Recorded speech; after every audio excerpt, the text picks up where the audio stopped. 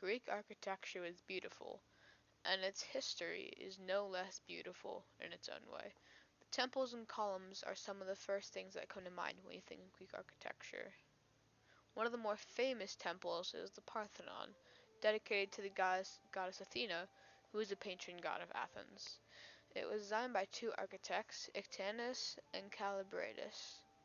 The Parthenon had dimensions of 228 feet by 101 feet and had 50 columns in total, 8 on each of the ends and 17 on each side. The Parthenon is a very interesting monument with many theories surrounding it. Some scientists think that it could have been designed with a second floor in mind because of a double row of columns supporting the eastern roof. Another part of the monument that brings question is its slightly curved inward columns and its curved stairs.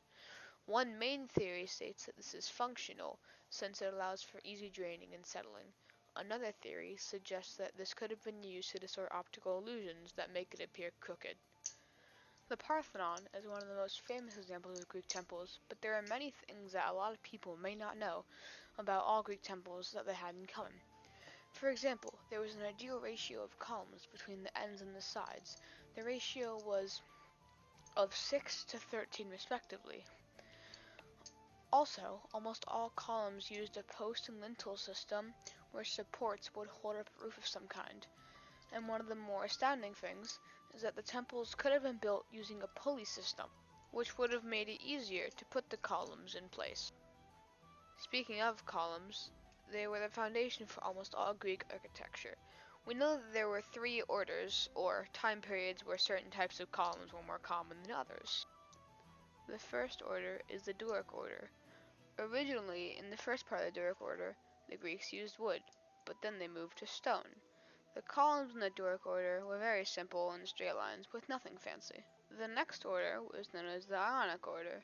The columns in this order were a bit more complex, with a carved base, and the shaft wasn't as thick as the Doric order. The Ionic order columns also had little eyes coming off of the top of the column.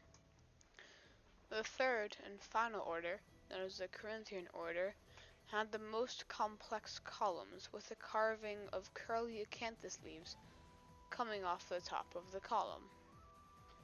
All of these things, especially columns, have had a lasting effect on our world.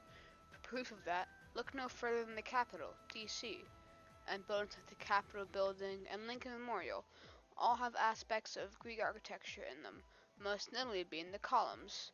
The Capitol Building has examples of all 3 types of columns, the Doric columns, the Ionic columns, and the Corinthian columns.